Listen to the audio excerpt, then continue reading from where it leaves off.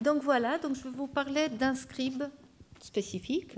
D'une certaine manière, c'est une communication de facilité. Nous avons un scribe dont nous avons plus de 300 fragments de conservés, donc c'est beaucoup. Et tous proviennent de la Geniza du Caire, nous allons en parler.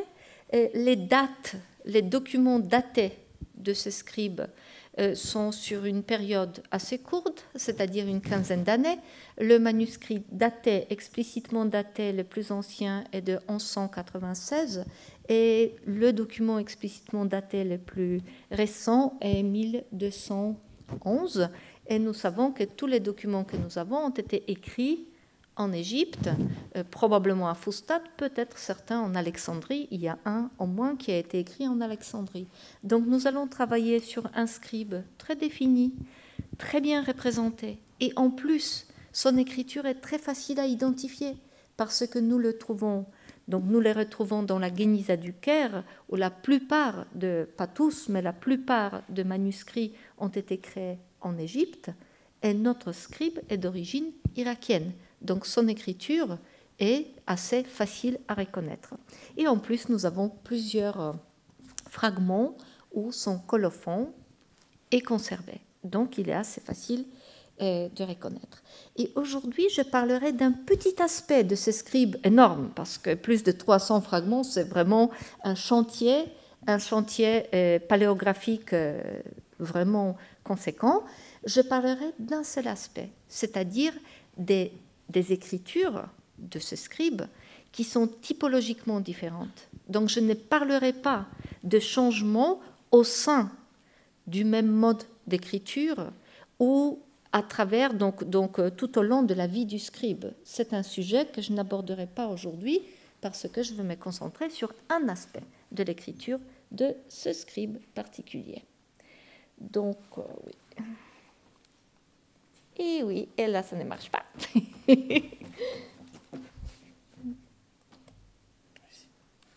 Ah, parfait. Merci. Donc, comme je vous ai dit, les exemples dont nous allons parler, de ce scribe particulier, vous avez son nom ici.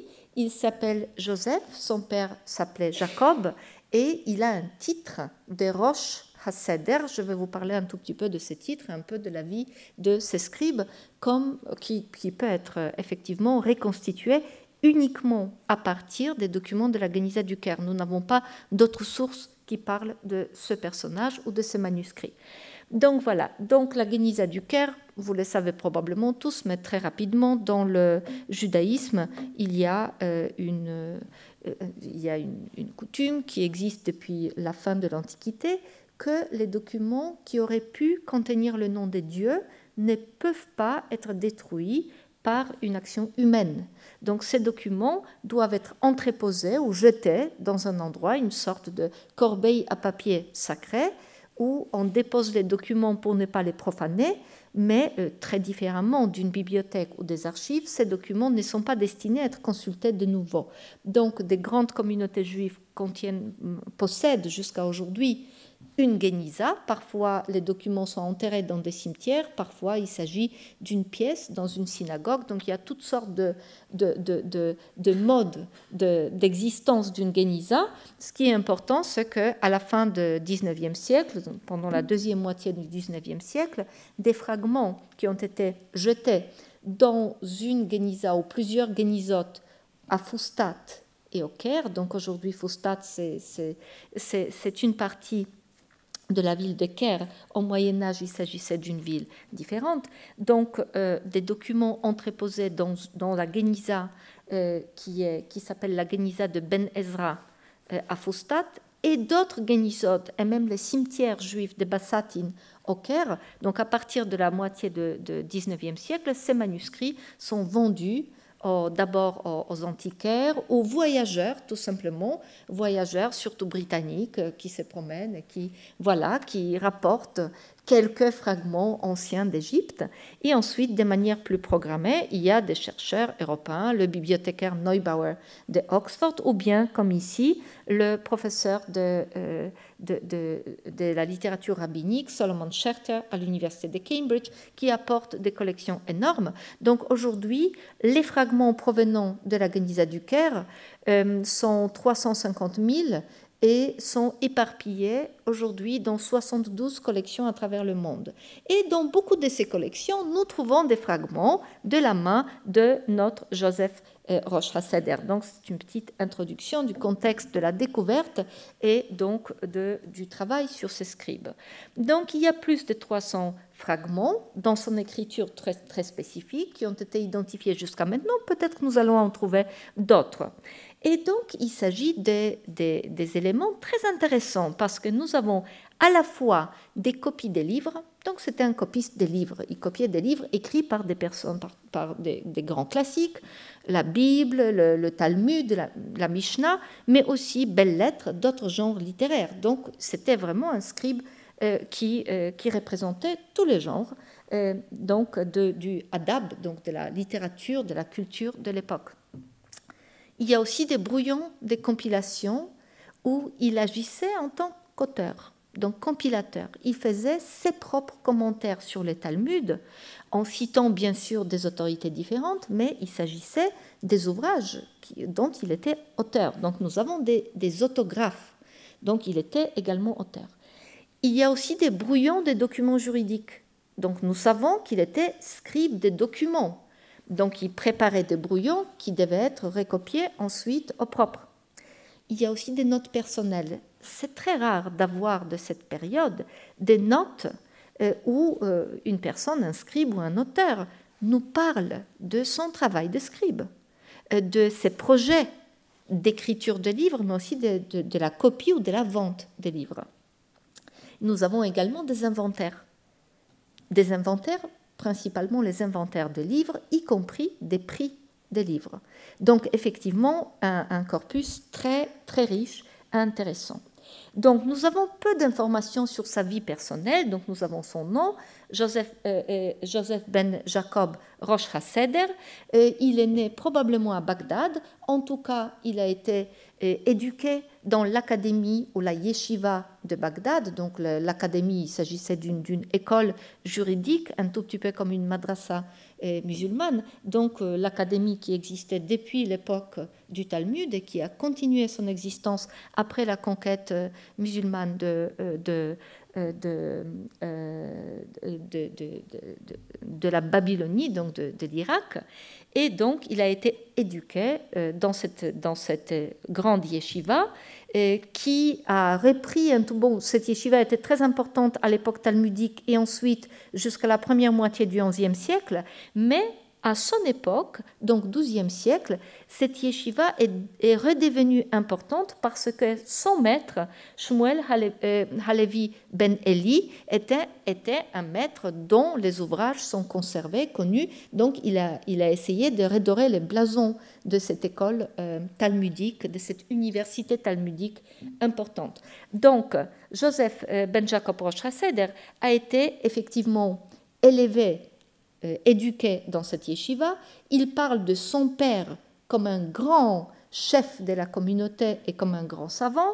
Il parle de lui-même, il se donne à lui-même le titre de Rosh HaSeder. Rosh, ça veut dire la tête, donc le chef, et Seder, c'est assez polysémique, donc Seder, ça veut dire l'ordre, mais ça peut être l'ordre d'un texte, par exemple une partie de la Mishnah, ou bien on pense que dans l'académie, Seder, c'était tout simplement des rangées où les élèves étaient assis et il était bon élève, donc il était en charge d'une partie de la yeshiva. Donc on ne sait pas très bien, mais Rashi de Troyes définit Rosh HaSeder comme chef de la yeshiva carrément. Donc Joseph ben Jacob Rosh HaSeder se donne ce titre important. Il était le chef de l'académie. Nous avons son contemporain un peu plus âgé, le grand philosophe Moïse Maïmonide, qui était le chef de la communauté juive de Fustat. Donc, ils sont tout à fait contemporains. Ils travaillent en même temps. Nous savons que Joseph Rosh HaSeder possède même les autographes de Maïmonide. Maïmonide ne parle jamais de Joseph Rosh HaSeder, mais il parle d'une manière tout à fait anonyme de ceux qui se qui se donne des titres grandioses venant de l'Irak en Égypte. Donc il se peut qu'il parle d'une certaine manière, d'une manière pas très gentille de Joseph Roche-Raseder. Mais effectivement, nous trouvons dans la Guéniza des notes de la main de Joseph Roche-Raseder assez étonnantes. Donc ici, vous voyez, déjà pour ceux vous n'êtes pas obligés de parler l'hébreu ou de lire en hébreu, mais vous voyez immédiatement qu'il y a des blocs de textes, n'est-ce pas? C'est une sorte de carte de visite que Roche-Raseder se prépare pour lui-même et il les copie à plusieurs reprises.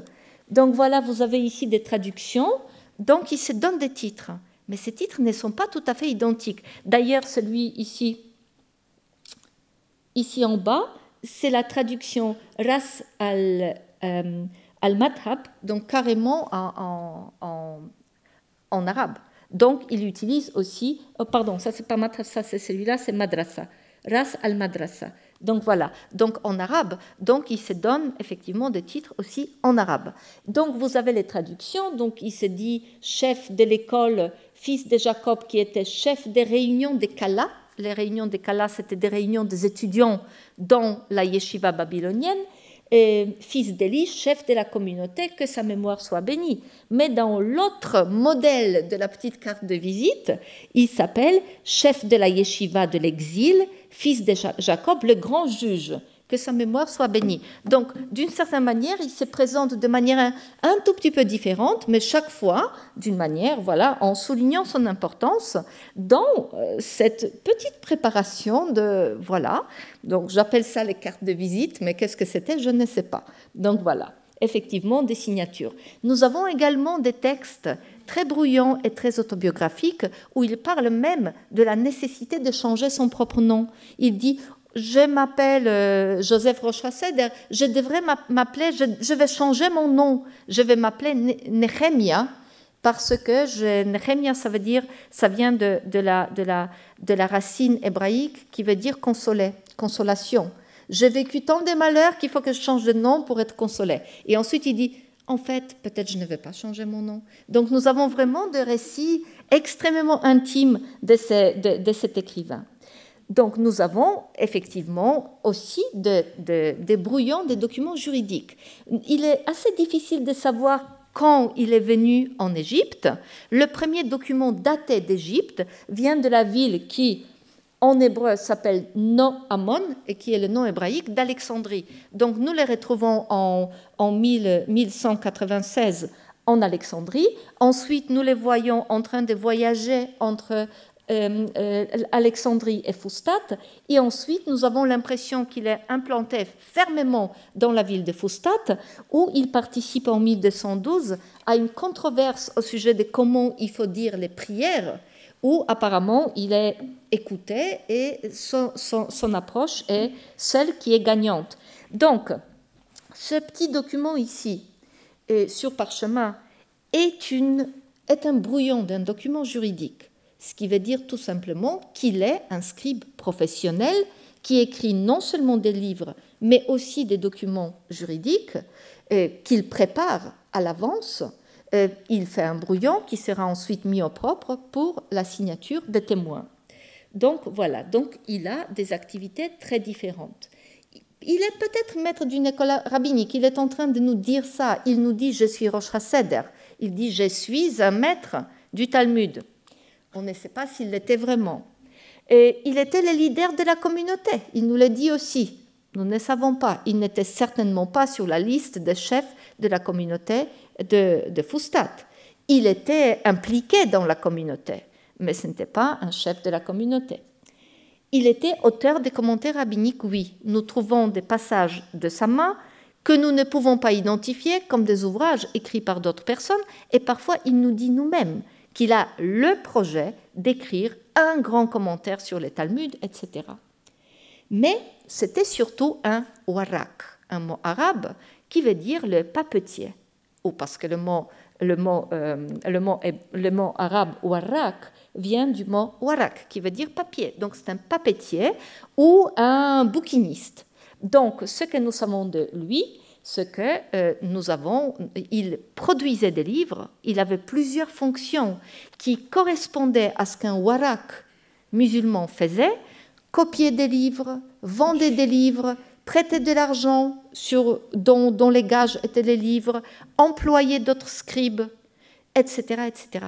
Donc tout ce qui était lié avec les commerces de livres et les matériaux d'écriture, parce que nous avons également des textes très intéressants, des notes très intéressantes de sa main, où nous voyons qu'il achète des pots de parchemin et aussi des noix de Galles pour faire de l'encre. Donc il était vraiment donc il faisait beaucoup de choses. Voilà. Donc qu'est-ce que ça veut dire un warak? Donc c'est une profession que Ibn Khaldoun, un grand historien tunisien que vous avez ici, associe explicitement avec l'essor des villes et avec le monde urbain dans le monde arabe. Et effectivement, nous avons des récits comme celui d'Ibn Battuta qui nous décrit des marchés, des warakoun, qui étaient des endroits où des centaines de boutiquiers vendaient des livres, des kalams, etc., etc. Mais les warak étaient aussi des scribes et des auteurs connus. Donc voilà, donc c'est un tout petit peu comme Paris dans le monde latin du XIIIe, XIIe et XIIIe siècle, où il y a des rues entières de gens qui produisent des livres pour les marchés. Et c'est ce qu'ils faisaient. Donc ils produisaient principalement des livres pour le marché. Il vendait des livres, il était auteur, d'accord, il copiait des documents légaux, il employait d'autres scribes. Donc c'était vraiment un entrepreneur. Il employait d'autres scribes parce que nous avons dans un brouillon d'un texte, ça c'est un brouillon d'un texte, tout ça, et là au milieu vous avez une note assez extraordinaire que j'ai transcrit ici, où il parle de l'emploi des scribes, des paiements de l'argent qu'il a versé à certains scribes. Donc vraiment des informations uniques, très intéressantes à ces sujets. Mais surtout, il était copiste. Donc comme je vous ai dit, nous avons vraiment tous les genres possibles, y compris Belles Lettres, Roman d'Alexandre, Sefer Yossipon, qui est la version hébraïque de Flavius Joseph, donc, qui a été adapté du latin, pas du grec, et donc Rituel des prières, les ouvrages de Mishneh Torah des Maïmonides, etc. Donc, il copiait des livres. Nous avons des fragments de tout ce type. Il nous a donné aussi des informations sur les formats des livres qu'il allait copier. C'est absolument extraordinaire. Il nous dit, je vais copier toute une bibliothèque pour un tel prix. Il y aura tous les grands classiques et ces classiques vont avoir les formats in quarto sur les papiers de Bagdad, etc., etc. Il y aura 25 lignes par page. Donc des informations extraordinaires vraiment d'un marchand de livres qui prépare son marché, donc au XIIe siècle. Il nous dit si c'est, par exemple, combien de lignes il y aura par page, et aussi si les livres qu'il copie seront collationnés, corrigés ou non. Donc c'était une activité en plus, c'était de collationner des livres pour voir si les textes étaient corrects. Et il nous donne toutes ces informations. Donc, voilà, donc nous avons toutes sortes de textes. Mais aussi, ce qui est très, très, très important, et c'est sur ça que je voudrais me concentrer un tout petit peu maintenant, en parlant d'un seul, en fait, je vais parler d'un seul fragment seulement, il était capable d'utiliser des modes d'écriture différents. Donc, quand je parle de modes d'écriture pour la paléographie hébraïque, nous différencions des types et ensuite des modes d'écriture que je vais vous expliquer tout de suite. Donc, nous allons voir à quel point ces modes sont parfois utilisés sur la même page. Il peut changer de mode d'écriture d'une page à l'autre. Et quand je parle de mode d'écriture, par exemple, écriture carrée, écriture non carrée ou semi-carrée, si certains préfèrent, et l'écriture cursive. Ce sont les trois modes des écritures hébraïques les plus courants. Donc, quand je parle de mode, je parle des aspects graphiques et formels, et pas d'un aspect d'un aspect esthétique de l'écriture. Donc quand l'écriture est carrée, pas très belle, cela ne veut pas dire qu'elle est semi-carrée, elle est toujours carrée parce que les formes des lettres et les aspects graphiques des lettres sont carrés. Donc je peux définir très facilement des aspects formels des écritures. Donc il utilisait plusieurs types et ici sur ce fragment, nous avons une écriture qui est une écriture non carrée qui passe en écriture cursive. Donc il y a des aspects très très très différents des écritures. Donc, par exemple, nous avons la forme de la lettre Aleph. Ça, c'est un Aleph hébreu qui a l'air d'un kappa grec, d'accord? C'est un Aleph, forme caractéristique pour des écritures non carrées ou semi-cursives. En revanche, les lettres en N ou zigzag sont des traits d'une écriture cursive. Donc, c'est tout simplement un allographe complètement différent. Donc, c'est comme ça qu'on va définir les modes de l'écriture. De même, voilà, nous avons pour les écritures cursives, nous allons avoir la présence des ligatures internes. Ce que j'appelle une ligature interne, c'est la lettre qui devrait être écrite avec des composantes détachées, séparées, qui est écrite en changeant les ductus et l'emplacement de points de rencontre, en fait, entre des traits, d'une telle manière que la lettre peut être écrite d'un seul mouvement de main. Donc là, nous avons la forme de la lettre He, voilà, qui en principe, là, vous avez la forme de la lettre He, je dirais carré classique, et là, vous voyez que cette partie, la partie donc de gauche, est accrochée en fait en bas de la partie de droite pour que la lettre puisse être écrite de manière rapide. La même chose pour la lettre Kof, et nous avons également des ligatures. Ça, c'est la lettre Nun, et encore un allographe de la lettre He, la même, mais cette fois-ci en boucle comme un waw arabe, parce que, voilà, c'est ligaturé avec ce qui précède. Donc, nous avons effectivement des éléments des écritures cursives, voilà, et de même pour la lettre Tav, vous avez la forme avec la partie de gauche attachée en haut et la forme avec la partie de gauche attachée en bas à la ligne de base du document. Donc voilà, donc vous avez deux écritures, une écriture non carrée et des écritures cursives sur la même page. Donc, selon la typologie moderne, donc il écrit en écriture orientale, type irakien, et en mode, les deux manuscrits, c'était mode non carré ou minuscule et cursive. Comment lui, il définissait sa typologie? C'est assez intéressant parce qu'il nous donne aussi quelques détails, quelques noms. Il met les noms, donc au XIIe siècle, aux écritures différentes. Il utilise l'arabe, donc il parle de l'écriture qui est mujlas, une écriture qui est assise, déjà là, ça, être assis. Donc cette écriture-là, c'est une écriture carrée. Pour lui, mujlas veut dire l'écriture carrée peu calligraphique, simple. Il utilise le terme muhakkak, qui pour lui veut dire l'écriture carrée pour les Bibles, donc extrêmement calligraphiée, même si je trouvais des fragments de textes bibliques de sa main qui sont en écriture non carrée complètement.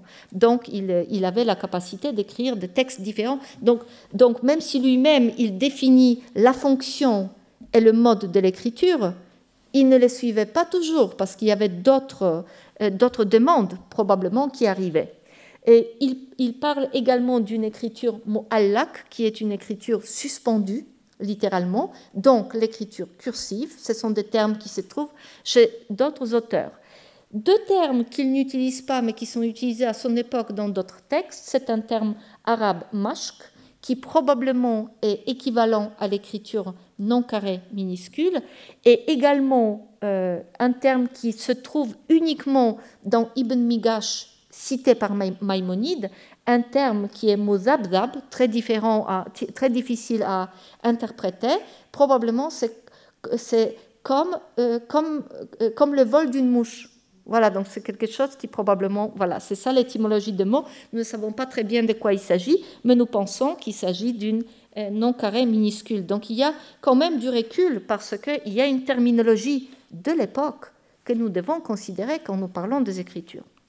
Mais voilà, donc je voulais juste vous montrer un tout petit peu ce que j'ai déjà défini un tout petit peu quand je parle d'une écriture cursive. Je parle de nouveau des aspects formels très clair avec la définition de qu'est-ce que c'est cursive par rapport à l'écriture carrée ou non carrée. Donc voilà, il y a une simplification et il y a tous ces éléments qui doivent être pris en considération pour qu'on puisse définir une écriture comme cursive. Donc le point de voilà, donc la simplification de la lettre. Donc pour faire plus vite, voilà. Et maintenant, je voudrais vous montrer un document, juste une page de ce scribe-là, une page qui nous interpelle un tout petit peu, qui est très intéressante. Donc ce que nous avons ici, voilà, vous la voyez mieux ici, vous voyez sur la même page des modes d'écriture très très très différents.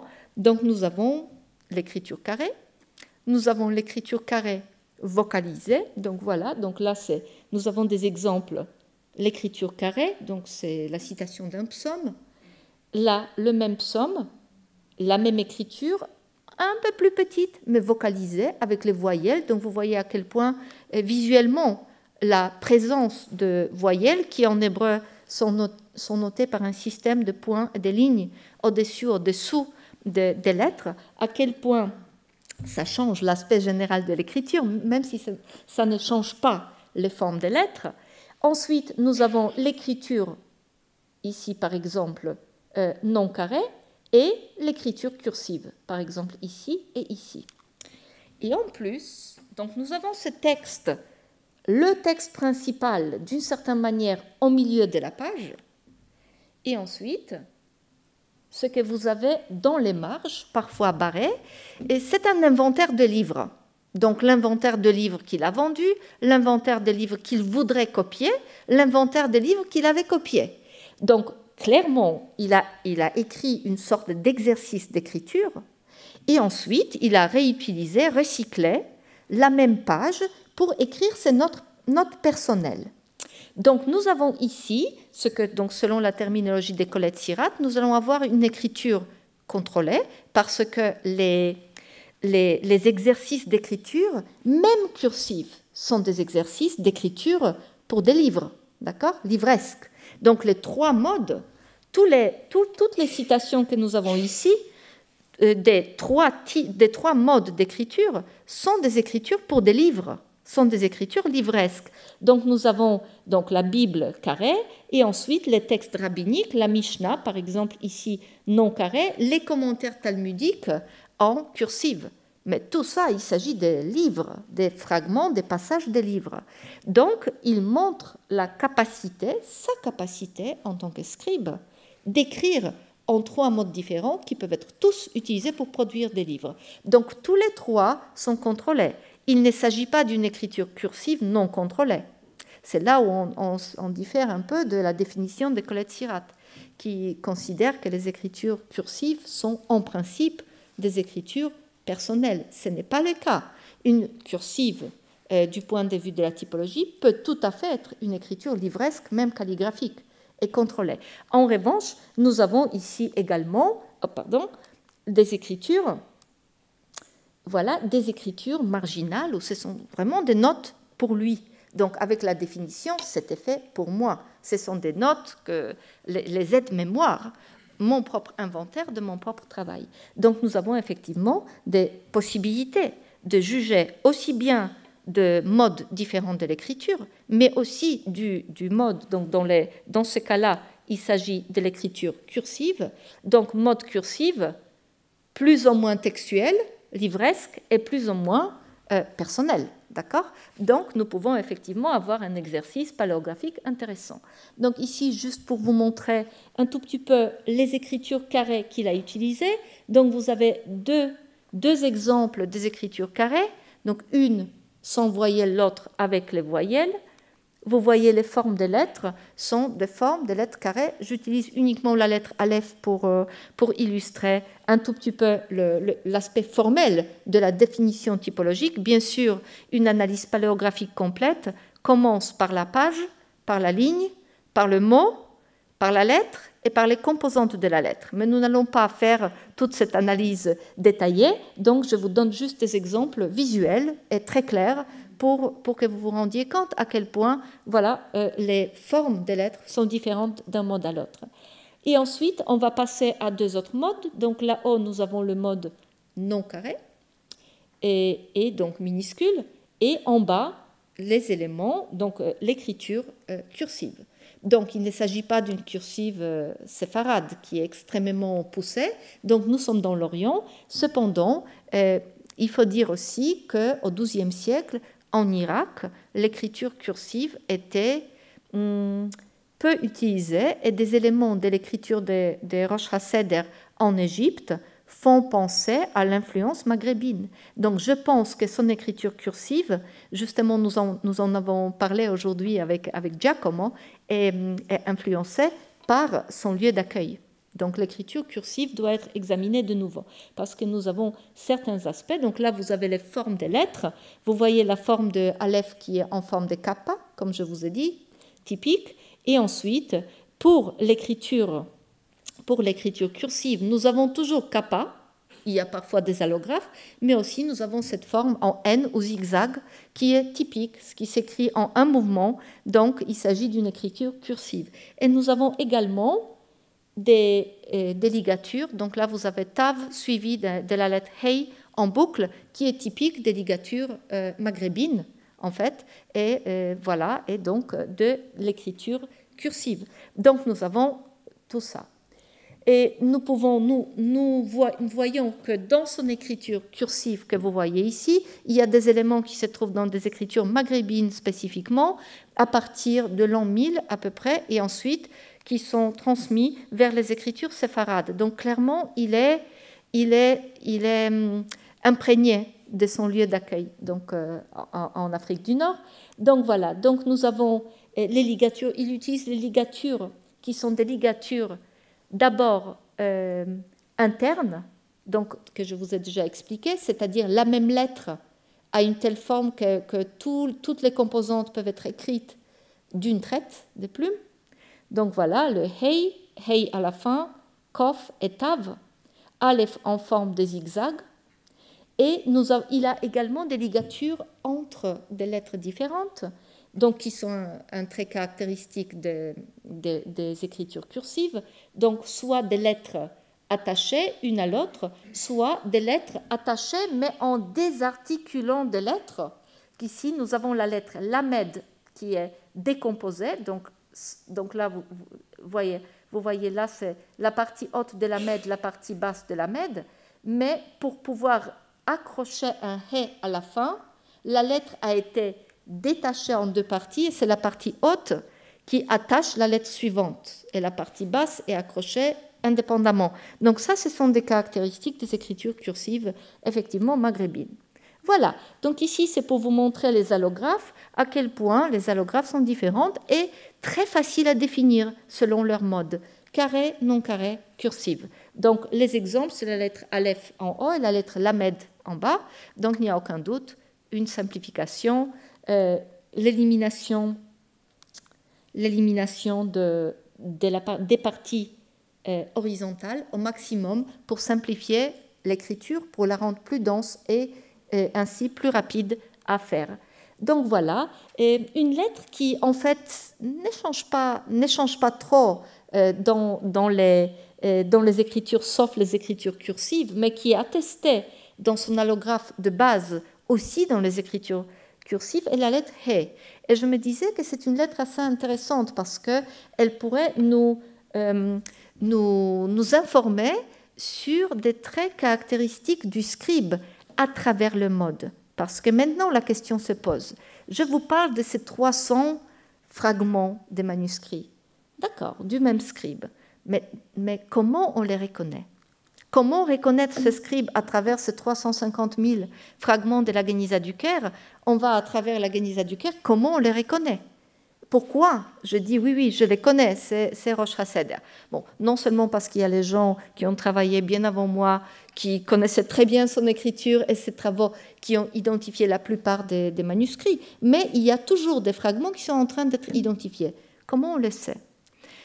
Et je me suis posé cette question. Quand je vois un fragment, je dis, ah oui, bien sûr, ça c'est Joseph Rosh HaSeder. Pourquoi? Donc, est-ce que je l'ai fait parce que je connais ces 3 écritures différentes ou parce que je suis capable de transposer d'une écriture carrée à l'écriture non carrée, à l'écriture cursive du même scribe? Et la réponse que je me suis honnêtement donnée était, c'est parce que je connais ces 3 modes d'écriture. Qu'il m'est très difficile de bouger, de dire « Ah oui, ça doit être lui, il y a des traits similaires dans son écriture cursive, dans son écriture carrée. » Non. Je n'ai jamais pu les faire et j'ai essayé de définir des traits qui pourraient nous permettre de comparer à travers les modes. Ça, je n'ai pas pu faire.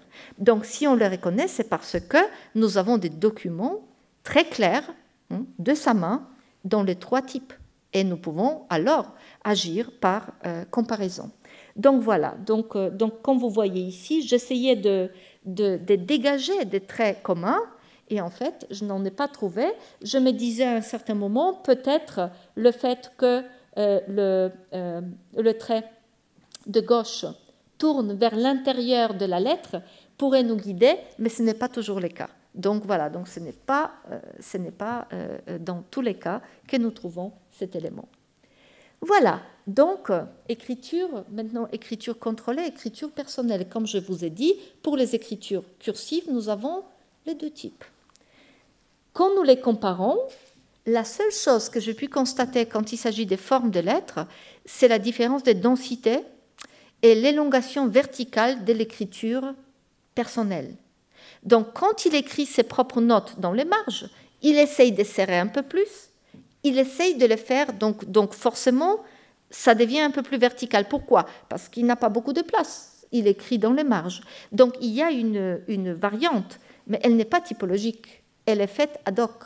C'est le scribe que nous attrapons au moment de son acte d'écriture qui doit moduler son écriture, ses proportions, les proportions des lettres qui sont pourtant, d'habitude on utilise les proportions des lettres comme justement les experts de l'écriture dans l'aspect légal et forensique, c'est utilisé pour différencier les scribes. Mais non, ici le scribe fait en fonction de l'espace qu'il a devant lui. Donc c'est un peu difficile. Donc je vais rester toujours avec mes définitions formelles, donc carrément les formes des lettres, le tracé, la manière de tracer des lettres, donc les formes des lettres et les ductus des lettres et les groupes entre les lettres pour pouvoir définir mon scribe. Donc voilà, donc je vais m'arrêter ici, mais pour conclure, je voudrais revenir sur la fonction de ce papier et le titre de ma communication. Donc en réfléchissant sur pourquoi il a fait cet exercice, donc d'accord, les notes autour, c'est le recyclage. Il a utilisé le papier, il passait sa vie à copier des livres, il était dans son propre atelier, il écrivait ses propres notes concernant la vente, la copie, etc. Donc il a réutilisé le texte. Mais le texte qu'il a copié, qu'est-ce que c'est? Un exercice d'écriture, ou peut-être aussi, et c'est vers ça que je penche de plus en plus, un exemplier qu'il aurait pu montrer aux clients potentiels en disant « Regardez, ça, je peux vous copier comme ça, ou comme ça, ou comme ça, ou comme ça. » Et effectivement, nous trouvons des fragments des livres copiés au propre dans les 3 écritures. Donc, qui choisissait, parfois dans ses notes, comme je vous ai dit, il a fait des projets extraordinaires. Je vais copier tous les Talmuds et les Mishneh Torah de Maïmonide et tous ces textes. Et il nous dit parfois, je vais utiliser Muhakkak, une belle écriture calligraphiée. Mais dans la plupart des cas, il ne les dit pas. Donc nous savons que parfois il avait ses propres projets où il disait, voilà, il nous donne même des prix. Il donne il a des collections entières de livres en disant, voilà, je vais faire une collection des livres nécessaires, Bible, Talmud, Mishneh Torah, la Mishnah, donc des grands classiques du judaïsme, et si je vous les fais en 10 volumes, ça va coûter 60 dinars, et je peux vous les faire pour 40 dinars. Donc il donne des prix très différents aussi, des étagères des livres. Donc parfois il définissait lui-même dans quel mode d'écriture il allait écrire. Mais je pense qu'il avait aussi un côté de choix tout simplement par des clients qui commandaient des livres, qui pouvaient effectivement choisir le mode d'écriture. Et je pense qu'ici, nous avons un exemple, un exemplier de telles écritures. Je voudrais bien y croire, je ne suis pas sûre parce qu'on ne sera pas sûr, mais effectivement, ça en a tout l'air. Merci beaucoup.